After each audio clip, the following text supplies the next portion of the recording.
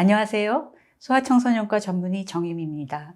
모유 수유 중인 부모님들에게서 이런 질문을 자주 받습니다. 아기 변이 너무 물 같아요. 설사 아닌가요? 제 젖이 물젖 아닌가요? 그리고 또 인터넷을 찾아보면 이런 설명도 나옵니다. 모유는 식이섬유가 없는 100% 동물성이라 찌꺼기가 없어서 변이 묽은 거예요. 언뜻 그럴듯하게 들리죠?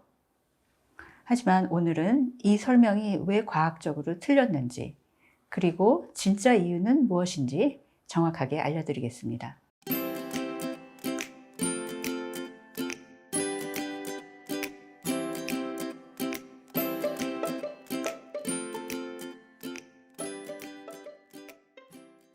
먼저 이 논리의 결정적인 문제를 짚고 넘어가겠습니다.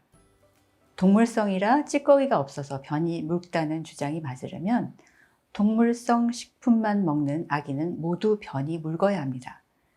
그런데 현실은 어떨까요? 분유도 100% 동물성 식품입니다. 분유 수유아도 식이섬유를 단 1g도 먹지 않습니다. 모유 수유아와 분유 수유아 둘 다 동물성 식품만 먹습니다. 둘 다 식이섬유는 제로입니다. 그런데 분유 수유아의 변은 모유 수유아보다 훨씬 단단합니다.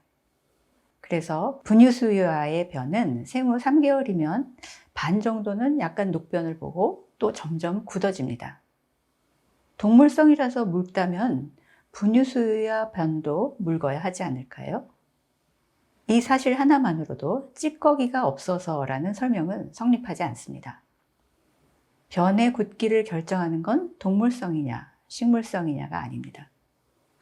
모유와 분유 사이에 다른 무언가가 있는 겁니다. 첫 번째가 바로 모유의 올리고당입니다.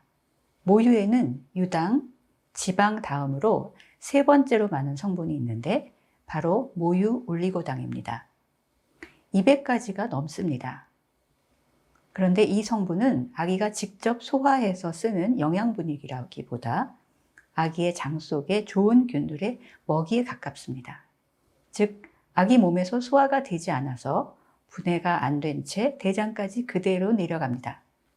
최근에 일부 분유에는 모유 올리고당이 첨가되기 시작했지만 모유의 200여 종에 비하면 극히 일부입니다. 이 차이가 굉장히 큰 결과를 만들어냅니다.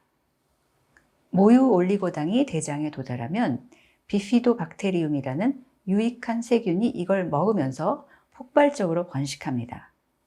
이 세균들이 올리고당을 발효시키면서 젖산과 아세트산을 만들어내죠.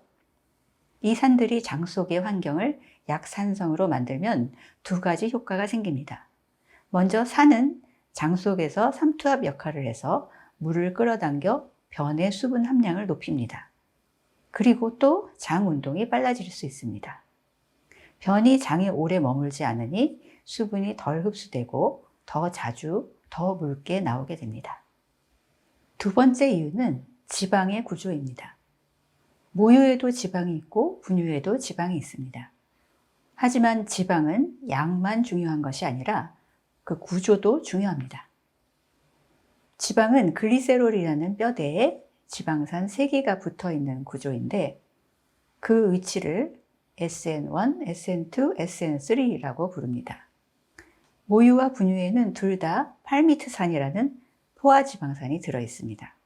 그런데 어느 자리에 붙어 있는지가 다릅니다. 모유는 팔미트산의 70 내지 80%가 가운데 자리인 SN2에 붙어 있고 분유는 팔미트산이 주로 양쪽 끝 자리인 SN1과 SN3에 붙어 있습니다. 그래서 소화될 때 차이가 생깁니다. 췌장에서 나오는 소화 효소인 리파아제는 SN1과 SN3만 잘라낼 수 있고 가운데 있는 SN2는 자르지 못합니다. 그래서 분유의 경우 리파아제가 팔미트산을 양쪽에서 잘라내고 그렇게 잘려나간 팔미트산이 장 속에서 칼슘과 만나 물에 잘 녹지 않는 덩어리를 만들 수 있습니다. 이것을 전문적으로는 칼슘 비누라고 합니다. 진짜 손을 씻는 비누라는 뜻이 아니라 지방과 칼슘이 뭉쳐서 딱딱한 물질처럼 되는 것을 말합니다.